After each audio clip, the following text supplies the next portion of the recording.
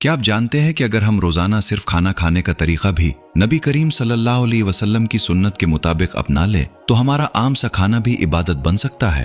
अफसोस, आज हम खाना तो रोज खाते हैं लेकिन सुन्नत के मुताबिक खाना खाने का तरीका भूल चुके हैं। आइए जानते हैं कि नबी करीम सल्लल्लाहु अलैहि वसल्लम खाना कैसे तनावुल फरमाते थे।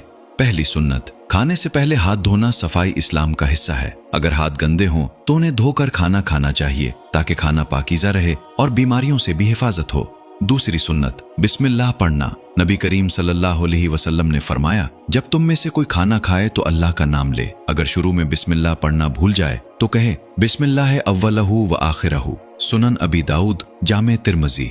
बिस्मिल्लाह पढ़ने से खाने में बरकत आती है और शैतान उसमें शरीक नहीं होता।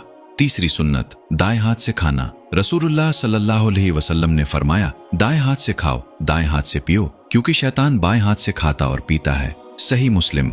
ये एक अहम सुन्नत है जिसका हर मुसलमान को एहतिमाम करना चाहिए, सिवाय इस सूरत के जब कोई वाकई मजबूरी हो। चौथी सुन्नत, अपने सामने से खाना। नबी करीम सल्लल्लाहु अलैहि वसल्लम ने एक बच्चे से फरमाया, ए बच्चे, अल्लाह का नाम लो, दाएं हाथ से खाओ और अपने सामने से खाओ। सही बुखारी, सही मुस्लिम। ये आदाब ताम का बेहतरीन सबक है। पांचवी सुन्नत, एतदाल से खाना। नबी करीम सल्लल्लाहु अलैहि वसल्लम ने फरमाया, आदमी ने अपने पेट से ज्यादा बुरा कोई बर्तन नहीं भरा। आदम के बेटे के लिए चंद लुक़मे काफी हैं जो उसकी कमर सीधी रखें। अगर ज्यादा खाना ही हो तो 1/3 खाने के लिए, 1/3 पानी के लिए और 1/3 सांस के लिए रखे। जामे तिर्मिज़ी, सुनन इब्ने माजा, हसन। ये सिर्फ सुन्नत ही नहीं बल्कि सेहत का भी बेहतरीन उसूल है। छठी सुन्नत, खाने में ऐब ना निकालना। हजरत अबू हुरैरा रज़ियल्लाहु अन्हु फरमाते हैं, रसूलुल्लाह सल्लल्लाहु अलैहि वसल्लम ने कभी किसी खाने में ऐब नहीं निकाला। अगर पसंद होता तो खा लेते और अगर पसंद ना होता तो खामोशी से छोड़ देते। सही बुखारी, सही मुस्लिम। ये सुन्नत हमें शुक्रगुजारी और अच्छे अखलाक सिखाती है। सातवीं सुन्नत, खाने के बाद उंगलियां चाटना। नबी करीम सल्लल्लाहु अलैहि वसल्लम खाने के बाद अपनी उंगलियां चाटते थे और फरमाया करते थे कि तुम नहीं जानते कि खाने के किस हिस्से में बरकत है।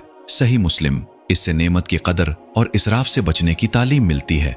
आठवीं सुन्नत, अल्हम्दुलिल्लाह कहना। खाना खत्म होने पर नबी करीम सल्लल्लाहु अलैहि वसल्लम ये दुआ पढ़ते, अल्हम्दुलिल्लाहिल्लज़ी अतअमनी हाज़ा व रज़क़नीही मिन गैरि हौलिन मिन्नी वला कुव्वा।